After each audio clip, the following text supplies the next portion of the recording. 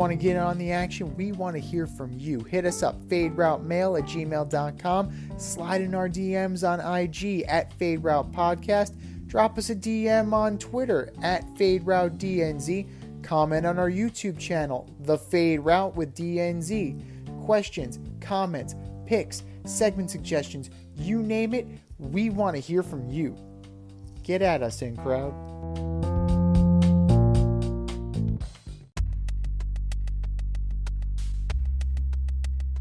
Order up!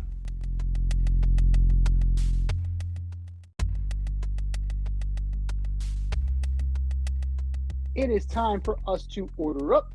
Order up, order up. This week, we are going to the video game side of sports, and we're going to talk about and order up our favorite pro wrestling games. From 5 to 1, what do you got, D? All right, so I'm going to start real old school. I'm going Royal Rumble on the Super Nintendo.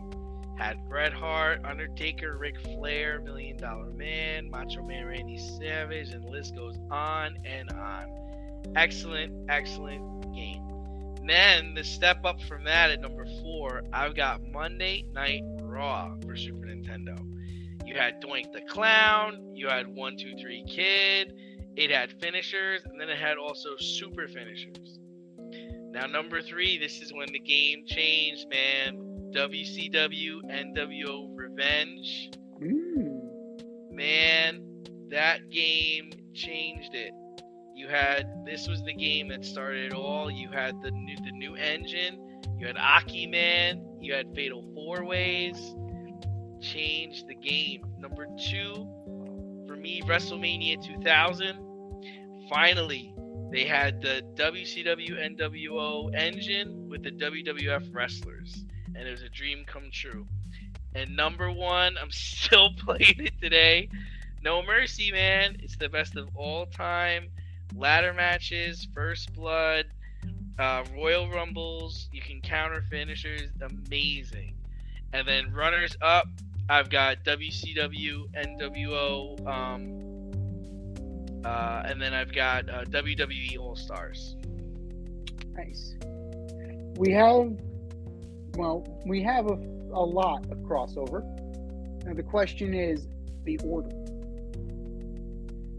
I'm going to start with number 5. Pro wrestling for the Nintendo. Okay. Old school. That had Ultimate Warrior? Did that have Ultimate Warrior?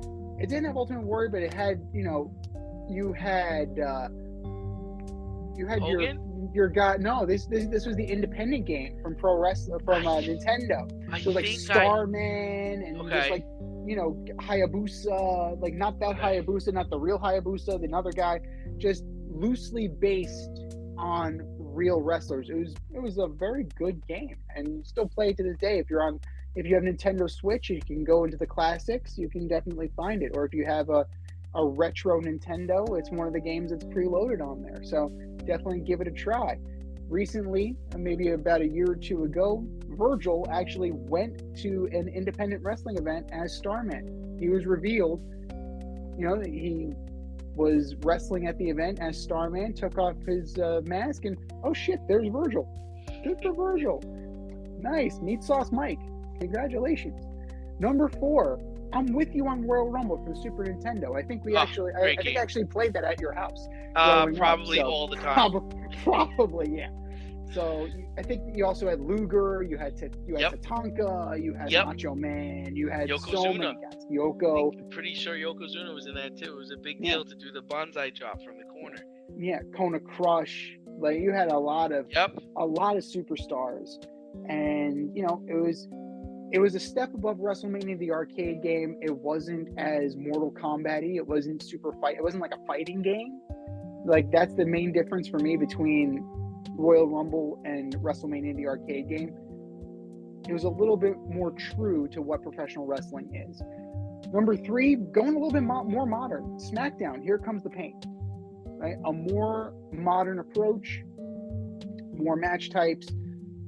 Not only WWE superstars from that time. You had your Lesnar, you had your Angle, you had the modern roster, but you also had your fair share of legends. That was the first introduction of legends into like the idea of it. So a really good story mode. Here Comes the Pain was a good one. Number 2, I'm going WCW NWO Revenge. Yep.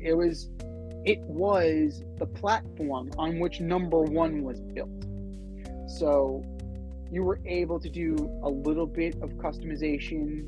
You were able to do a little bit of creation. You had a story mode with the belts. You can go after a title. You were able to unlock certain wrestlers, especially if you had a Game Shark. Now we're going really old school with the Game Shark. You can get the Wrath code. You can actually, get Wrath. He was a downloadable character. You can turn Mortis into Canyon. There are a lot of different things going on there. And number 1, WWF No Mercy. Like, come on now. So good. Like, It's come so damn on. good. It's such a good game. You can create titles. You can create pay-per-views. You can, you could do so much with that. And it's still fun. It is still fun to this day. And, it's just nostalgic, man. I used to go over to your house. We used to go over to our boys' house. We used to hang out and just play that game. And, like, it speaks to childhood and the innocence of it. And just, like, a bunch of guys just hanging out, having fun. And it's still a fantastic game. And, like, I would definitely be down to play. Like, it goes without question that is far and away the best of the best.